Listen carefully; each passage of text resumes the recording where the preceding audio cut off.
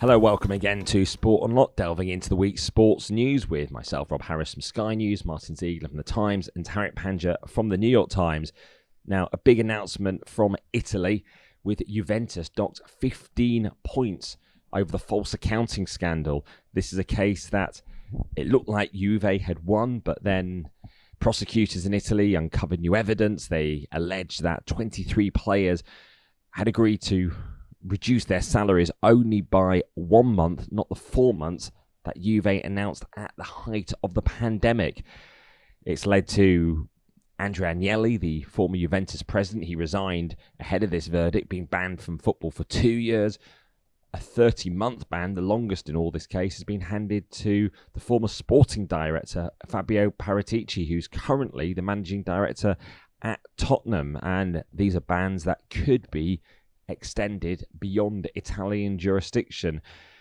Another scandal for Juve, coming 17 years after the refereeing one that led to them being demoted Serie B and stripped of Serie A titles. And this, of course, coming from Juve, who were the architects of the European Super League, less than 2 years ago. And here they are in absolute turmoil, though they do deny wrongdoing. It's a huge move by the authorities in Italy. Juventus, one of the biggest of big beasts of not only Italian football, but world football. Massive points deduction and suspensions, you say, Rob, against some big figures, particularly Andrea Agnelli, the scion of the Fiat family that owns the club. And a sign that the authorities can take on big clubs if they have the will.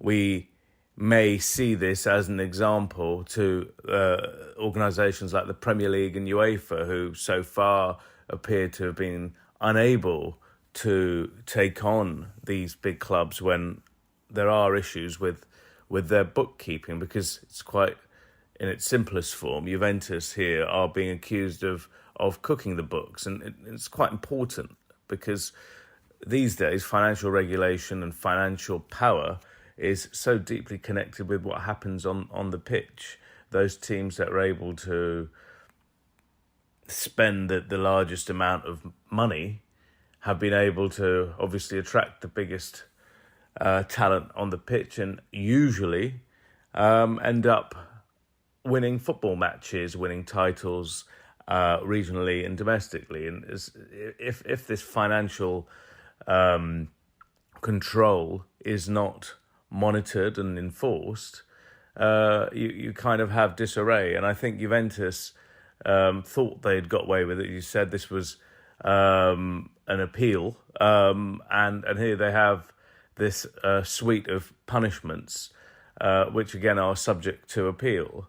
But if this stands, this is a major, major moment.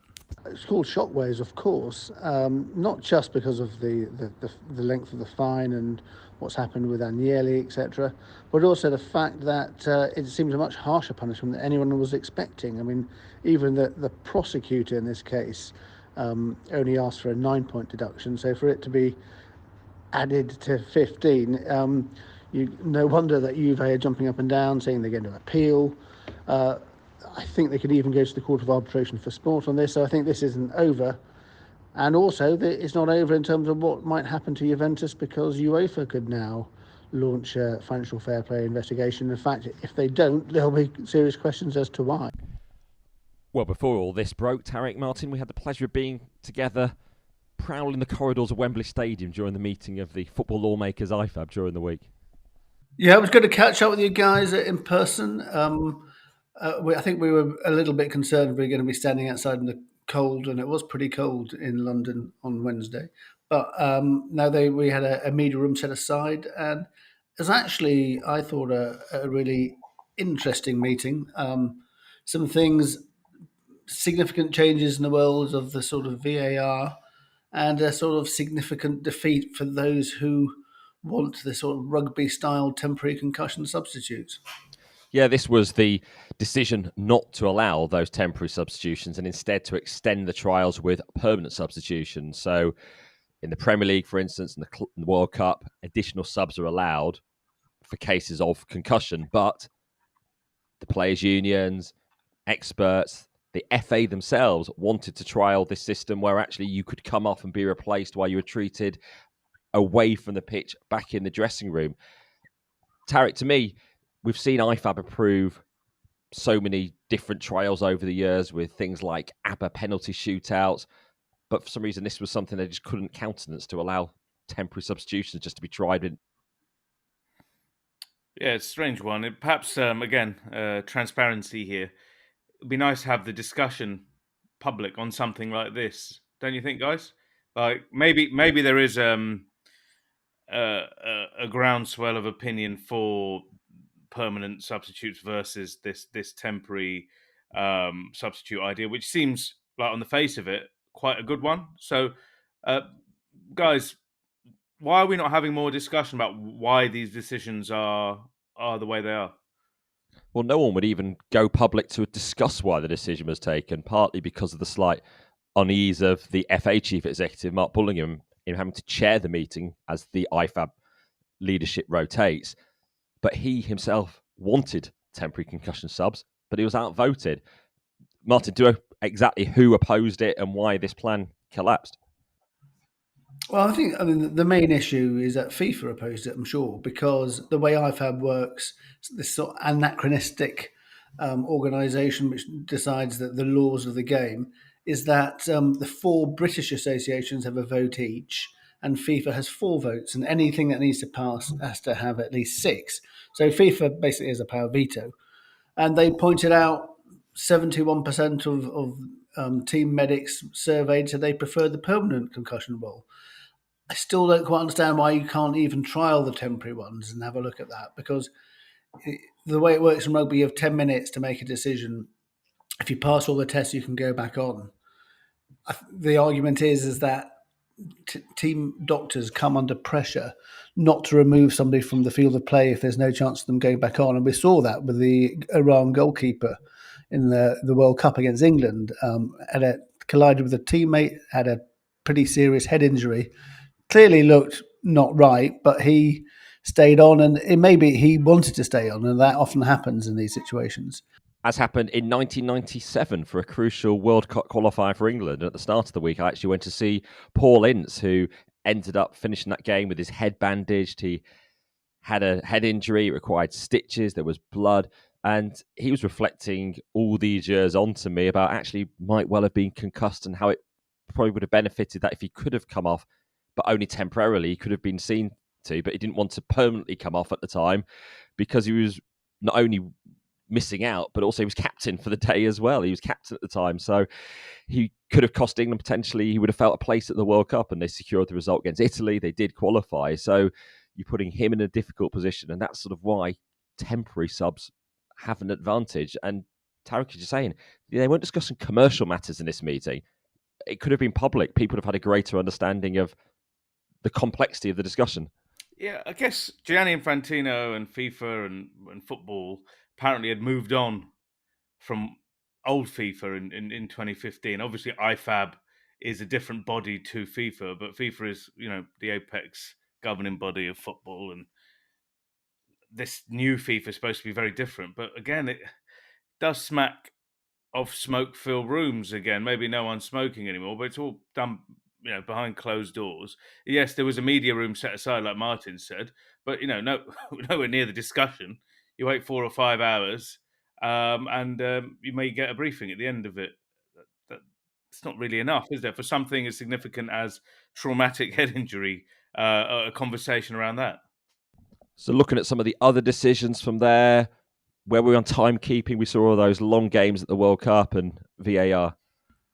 Yeah, I thought this was actually a really good development in that at the Club World Cup in Morocco, I think starts on February the 1st, the referees are going to announce to the crowd in the stadium, and also obviously to the TV audiences watching, the reasons for the VAR decision. And the idea is that the people and the fans in the stadium are sort of, often in these situations, they've no idea what's going on, and after the decision's happening, they're still none the wiser. So the idea is to give more transparency to what's happening. So we'll see a situation where there's a VAR decision, and then you'll have the referee stand there and say on his mic via the public address system, this overturn the penalty call because there was no contact, or words to that effect, something like that.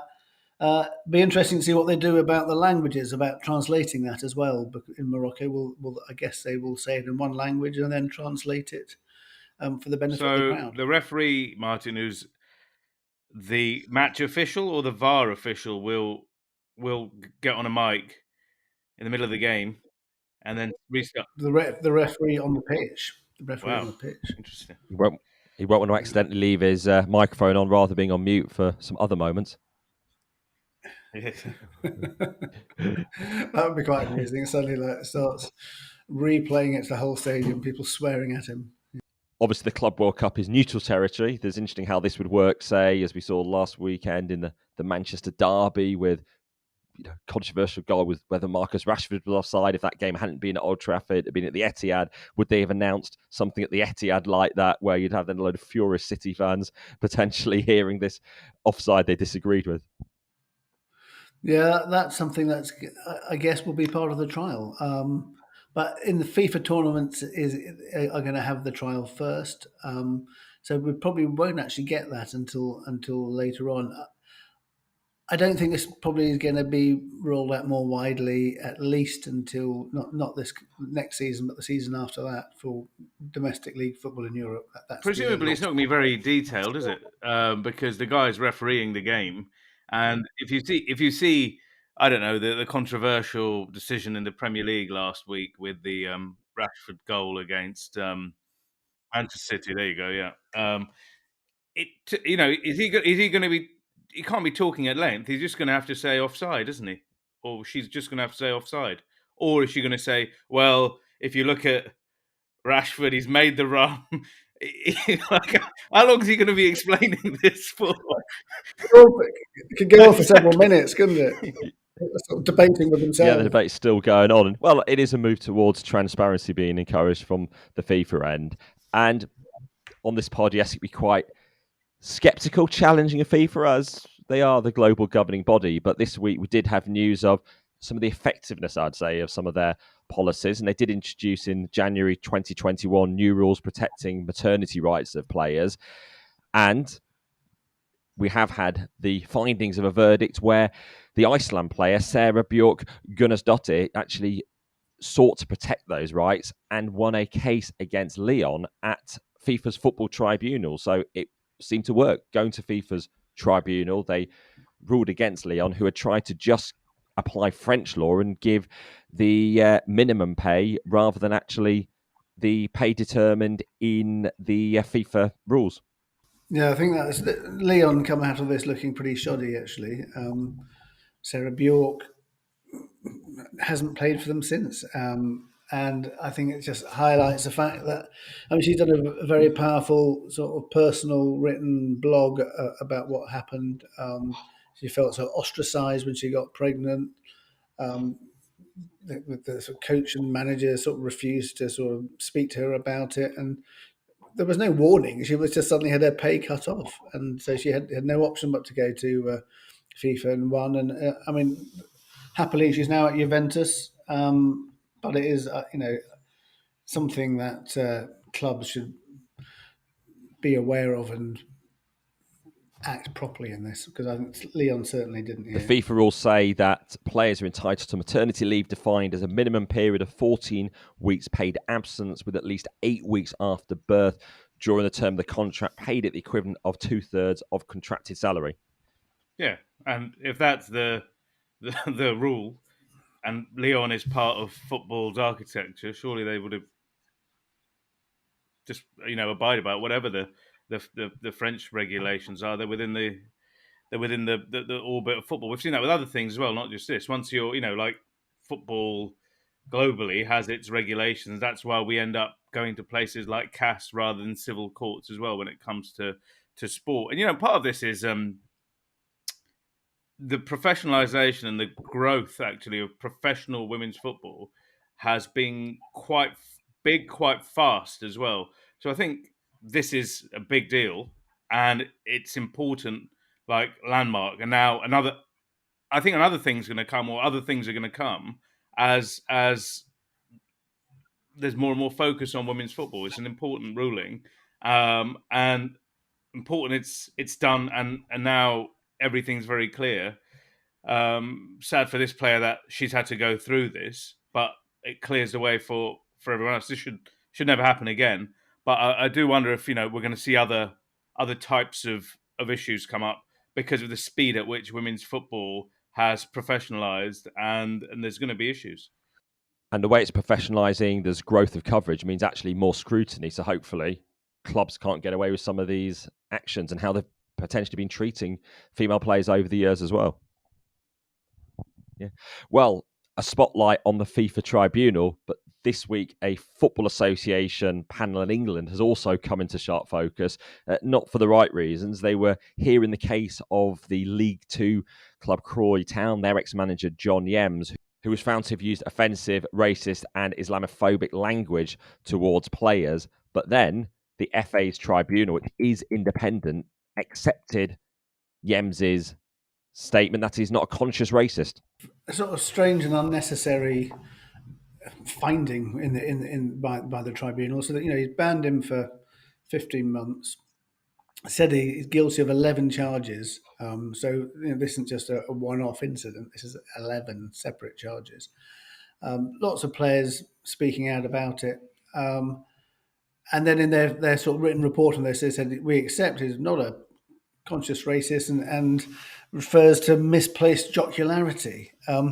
Now, I thought Mark Bullingham, the FA chief exec, made a sort of quite a good point. He is unhappy with this, and they're going to look at whether they can appeal against the decision. But he said the commission isn't there to judge whether somebody is a racist or not, just whether they have been racist and use racist behaviour. So, why actually make that judgment? It's not for them to make that judgment, and I think the facts speak for themselves, don't they? I mean, we had this in the past with John Terry and Luis Suarez, both guilty from FA verdicts of racism, but found not to be racist according to those findings. And John Yems is still defending himself in an interview on Talk Sports, dismissive of any criticism almost. I just find that last sentence, exactly that thing about whether he's who's going to determine how's the FA going to determine whether the guy is a racist? What is that? Is that part of the rule book, Ziggs? I mean, is that how the penalties are sort of divvied up? Like, he said something or many things that are racist, so slap him with however many months, and then give him another life ban if we determine he's actually a racist human being. Because I really don't understand how they could determine whether and what insight they would have to determine that this guy's a racist, that guy isn't. He said all this racist stuff. They agreed. Give the punishment, move on. I don't get that last part. Where's that come from? Well, the Bullingham point is correct. Yeah, I think it's safe to say we'll never see this again, unless the person heading the disciplinary commission is particularly stupid. But Rob said the Suarez and Terry case, they also seem to need to make that determination. I'm just wondering why that needs to happen. Is there some legal effect of it? Are they worried about being sued for something by the defendant in these cases to say, I'm suing the FA for calling me a racist or something like that? Because I really don't get it. Well, I did ask Mark Bullingham, that the FA chief executive, when we were speaking to him at this IFAB briefing, and he said that wasn't the case at all. But I, did wonder, because potentially someone found guilty could try to take action against the FA if they did find that definitive ruling calling someone a racist, potentially, because it could have even further ongoing implications. Yeah, possibly. Although I think these sort of disciplinary commissions, they do cover some privilege in law. So I think it might be difficult to take legal action against them. So, yeah, I think it's one of those things which is a bit of a hangover from, as you say, the previous cases we talked about. And I'll be surprised if it happens again. Well, we do wait to see if and how the FA do appeal against their own panel's findings. Now, this week saw another deadly stadium crush in football, this time in Iraq at the Arabian Gulf Cup. At least 2 people dying, dozens injured. This happening outside the stadium in the city of Basra. Last year, we had that devastating crush in Indonesia. This seems to have had very little attention. It would be one way of looking at it. There isn't the mass outpouring of tributes. It seems like one of those cases that sort of reflects the hierarchy of tragedy, almost depending where the location is. Yeah, that's right. I think Iraq is not a place where there's lots of access to. I guess there's not that many journalists covering it, and not that many Western journalists covering it, which means it doesn't get a sort of Western focus. So, which is perhaps why it's sort of slipped under the radar. Yeah, we certainly had no press release sent out by FIFA. Gianni Infantino just posted something on a disappearing Instagram story. His actual Instagram post about the tournament was just celebrating it after this crush, rather than actually any sort of recognition of the tragedy. Yeah. Rob, I think we were talking about it in the week, and I think you made a really good point about language as well. When these sort of things happen in certain parts of the world, parts of our business, media, we describe events like this, particularly in Africa and then here in Iraq as well, as stampedes. And I agree with you. I don't like the use of that word. It was a crush. I've never seen that word used in the European context, for example. Ziggs, why do you think that is? Is that just some historic sort of hangover? Yeah, probably. I'm sure it is. It's you're right though. I can't remember people talking about a stampede at any of the serious stadium incidents we've had in England, for example. That's always just been said to be a crush.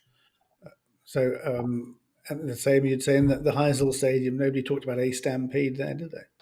Yeah, the language can be important, particularly also learning the lessons of these disasters as well, particularly as we've seen several high-profile games, even the Champions League final in Paris last year, where it seemed very fortunate that there wasn't anything more serious given the actions of the police there in controlling crowds.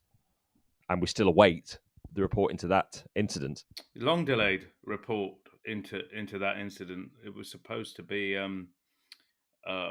more or less 3 months, because they'd given it, UEFA had given an idea of 3 months, because they said the FA in England had conducted a similar inquiry into a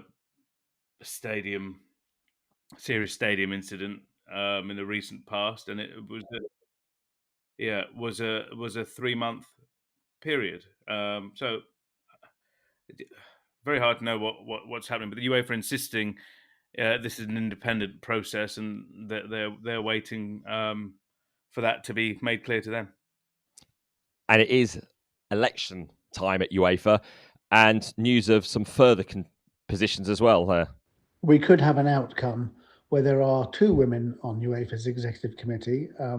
Laura McAllister is going to go for the women's position there, but there's a strong possibility that Lisa Klaveness will run for the general election.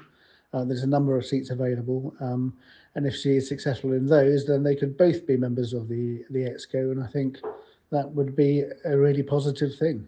This is building up to the UEFA Congress in Lisbon in April. Just going through some other football finance news of the week. Big announcement from Sir Jim Ratcliffe that is interested in bidding for Manchester United. What struck me is this isn't actually a bid that's been submitted yet, and there's no sort of sense from him how he necessarily would fund it. And in the last year, we also heard him very much at the late stage trying to bid for Chelsea. So you should have said, Rob, another big announcement, public announcement from Jim Ratcliffe about bidding for a football club. One thing that I've noticed with Ratcliffe, the billionaire owner of the chemicals company Ineos, he was based himself, I think, for tax reasons in Monaco, that he wants to buy Manchester United. The spokesman for the for Ratcliffe, for Ineos, confirmed that they're bidding. I remember asking him, how much are you bidding? I didn't get any details, so we don't know. But they definitely want everyone to know that they are bidding. What this tends to do, if you look at social media, is to really get the fans all really excited about something like this.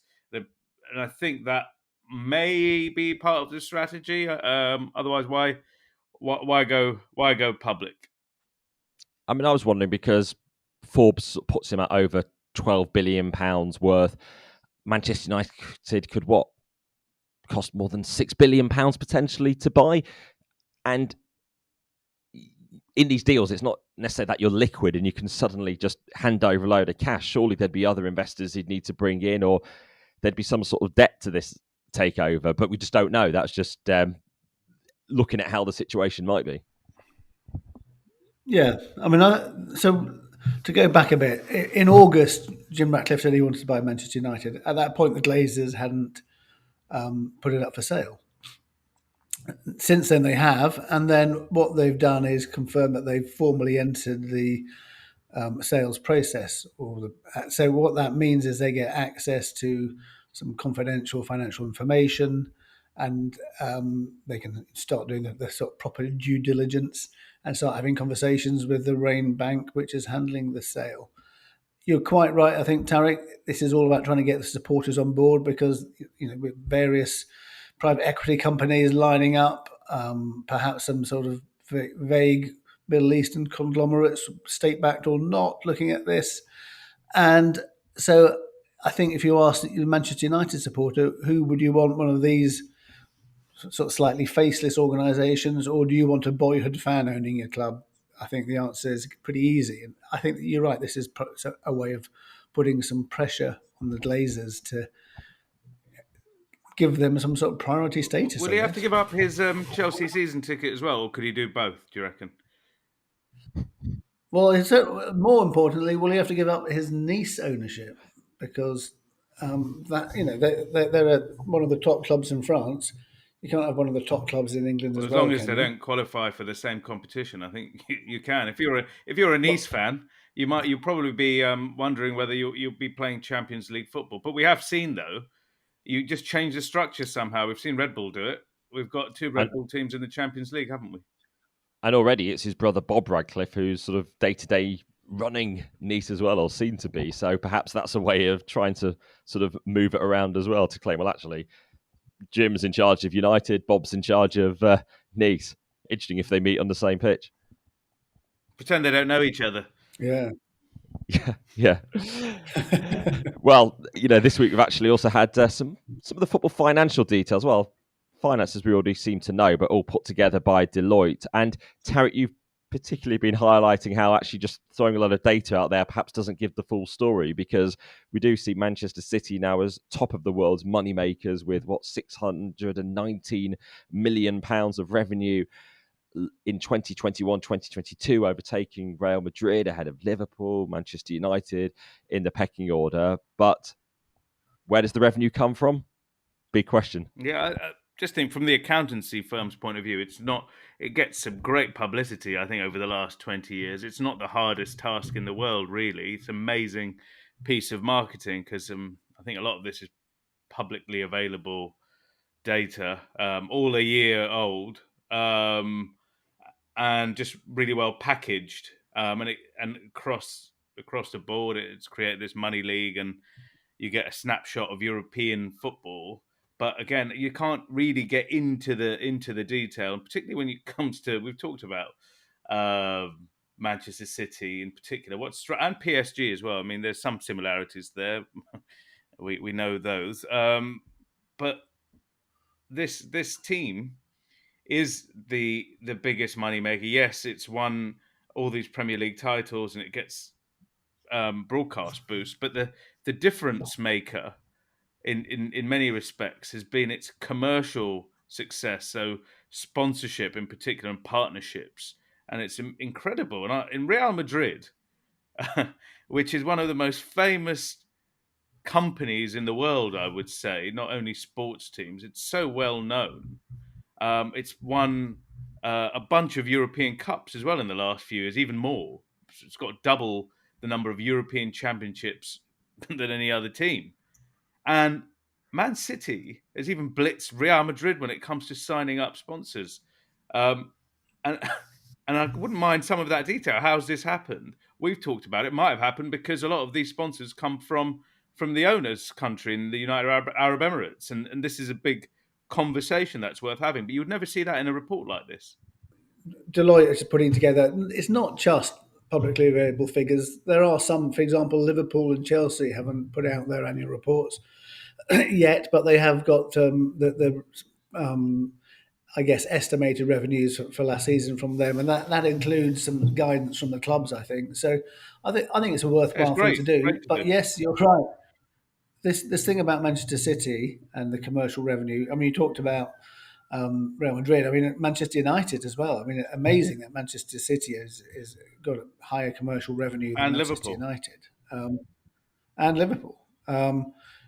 City's sponsorship deals are worth 11 times more than the time of the takeover in 2008, and during that time, Liverpool and Manchester United have only gone up 4 times.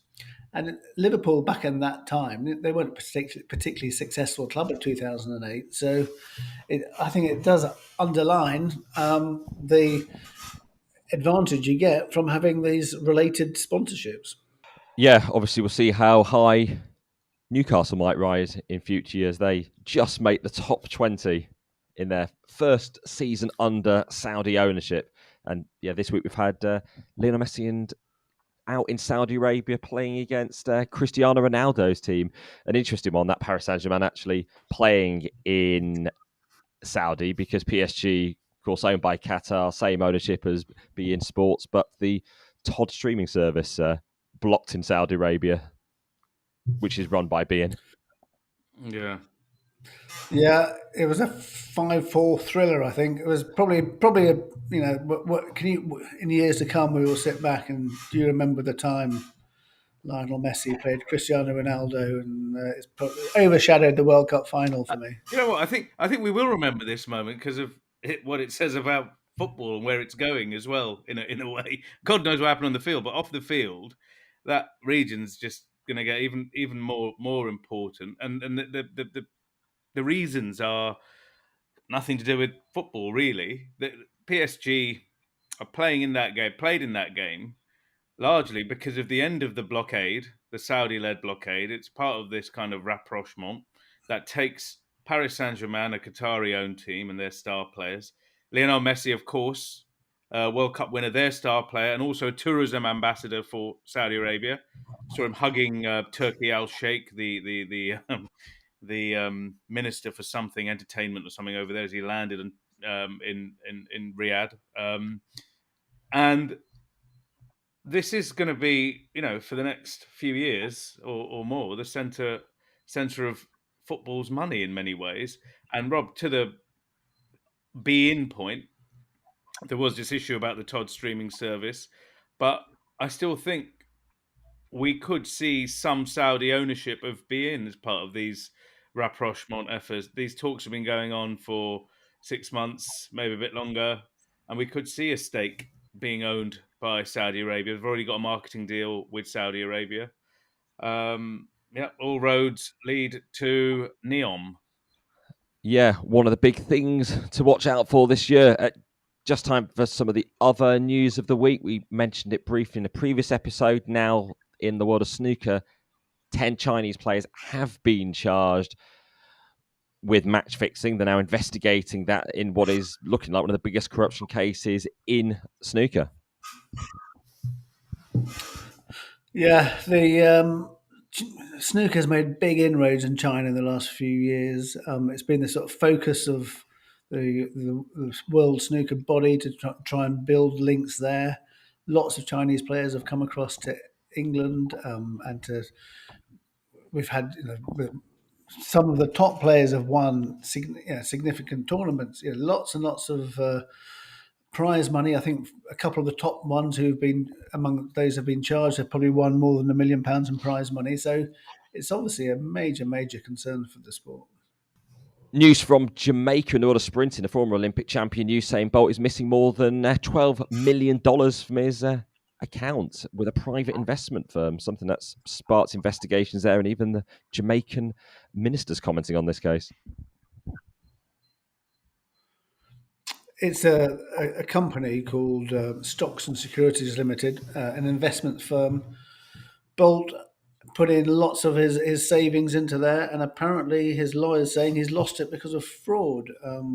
He's had investments there for more than 10 years, and this company is a subject of a big financial investigation in Jamaica, and worrying times indeed. Yeah, I think it was 12 million in the account suddenly turned to $10,000 or something like that.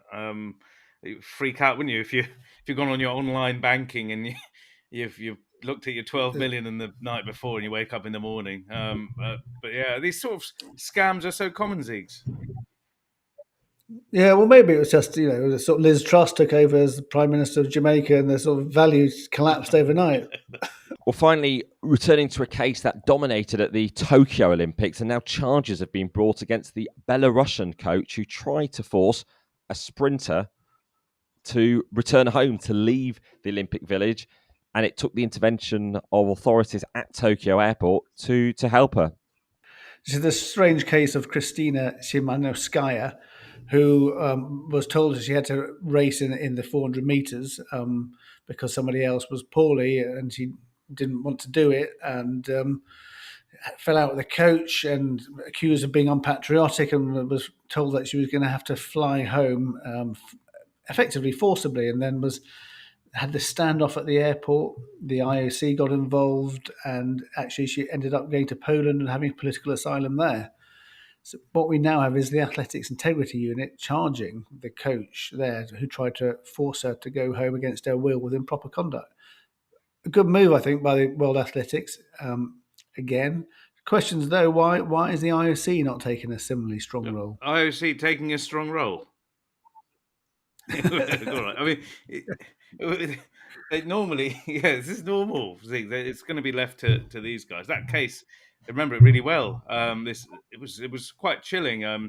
And Belarus under President Lukashenko, described as the last dictator in Europe, have taken a really strong line against athletes and attacked a lot of athletes who've been part of a protest movement in that country over the last years, and this was the most high profile case, and coming at the Olympics, it was really shocking at the time.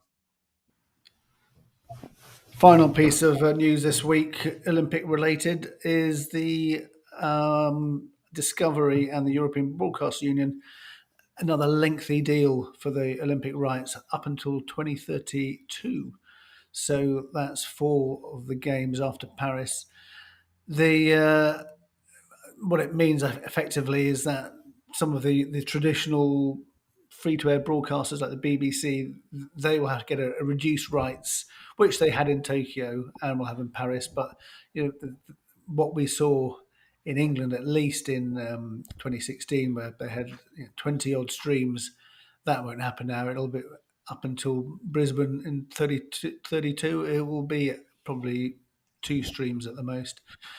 But it does mean financial security for the IOC, I guess. Lots of they've already done a long-term deal with NBC in the US, Tarek. Yeah, that's their big anchor broadcaster. I mean, at one point it was over 60% of all of the IOC's income, and now with Discovery coming in with these big bids, it diversifies the IOC's income stream as well a little bit, doesn't it? If you've got more big broadcasters sharing those rights.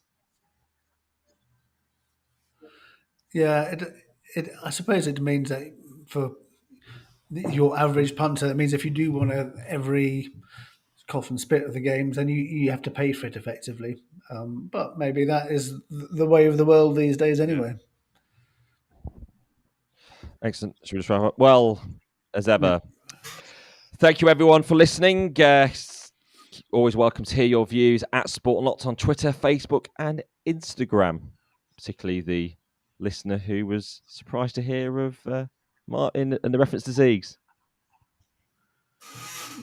Yeah, we had a new listener said never realised that was my nickname, but yeah, Ziggs, I will remain on this podcast at least. Well, if you enjoyed the episode, you can hit subscribe and we land in your feed automatically. But for now, thank you for listening. Goodbye.